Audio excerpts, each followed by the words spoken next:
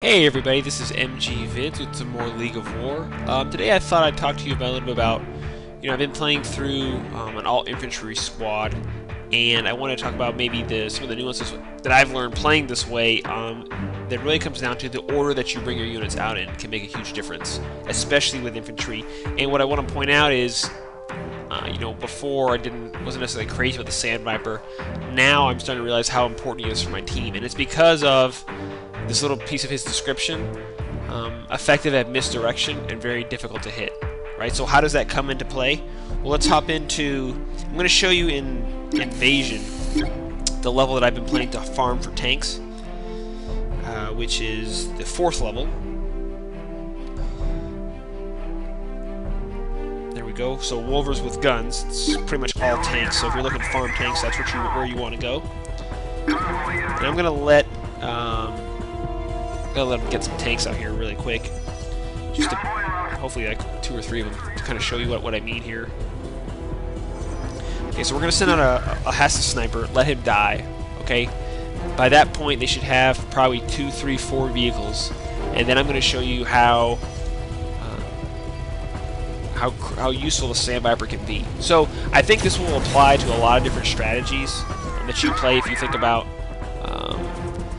one of the big things I talked about in earlier episodes was, hey, how fast my movement speed was, and how I didn't want one unit to get out ahead of everybody else. But you got to remember too, and that's true if you're running all tanks, because basically all the other guys' units are firing at that one person. But in this case, you just gotta remember, like, how does the game play? Well, the game says, hey, units are gonna auto-target. Okay, so how can I use that in my favor? Well, I can go ahead and just decide what I want all the units to target. And if it happens to be a unit that they can't really hit, then all the better, right? So that's kind of how I've been using the Sand Viper now. And what's neat when you run an all-infantry squad like this is you begin to find out that, it's really weak. If somebody's got a lot of those machine gun units that basically are cut infantry apart, then it stinks.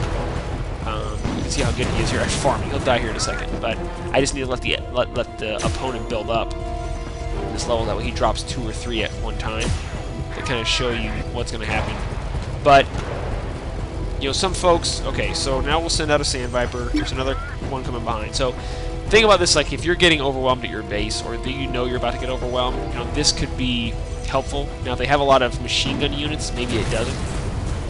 Now, that unit only had low life, so that's not going to work out.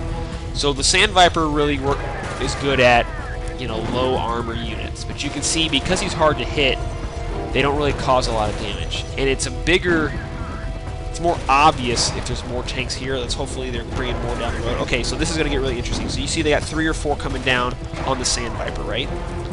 Now, remember, the units I'm running all have range, so now they're all going to target him.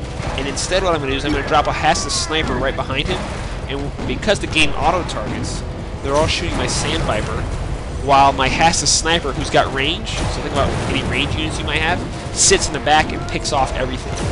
Now, once they're all dead, what should happen here is they'll take off at the same time, right? They have the same movement speed. He moved up too far. What you're hoping is that they take off at the same time, and that the Sand Viper continues to lead all the way down, right? So that way anybody else that comes out and begins to target me, instead they're shooting the Sand Viper, and all my strong, my Hassa snipers or anything else that I want to have behind him is not getting shot and can continue to waylay on all kinds of people, right? So this is a tactic that I've been using now, getting better at, is the order that, because I'm running all infantry, right? The order that I send stuff out in, and sending a Sand Viper out ahead of time, who's hard to hit, who can take some damage, actually helps out, because I can stack my stronger units behind him. I don't need to worry about building a wall of armor maybe necessarily, because I'm going against all armor or helicopters, etc. So having a unit in there that can dodge that, where I have, Exterminator Squad and Reapers behind that, knocking down air or anything else, just dump out everything here and go ahead and finish them off. Can be really useful.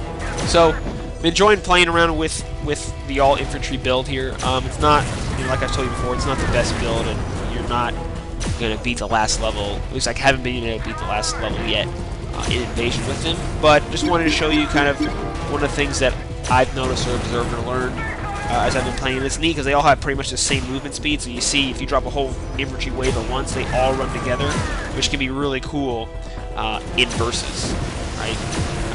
Or even in Invasion too, but it's neat to just send out that whole wave at somebody, and it'll tell you, hey, waiting to deploy, because you've got the whole drop zone. So, MG vids with just some tactics, nuances here that we've learned. And you can see if you want to farm tanks, that's where to go. I picked up 30 there, but you can have just one sniper sitting there picking people off. Or do the same thing we did on the other level with some Rocket Squad guys. But MG vids with some more League of War. Hopefully this is helpful if you didn't know. If you did, sorry, it's just something that I've kind of learned playing through that. And we'll see you soon in another vid. And go ahead and please subscribe to the channel to keep getting all the content we bring to YouTube. Thanks.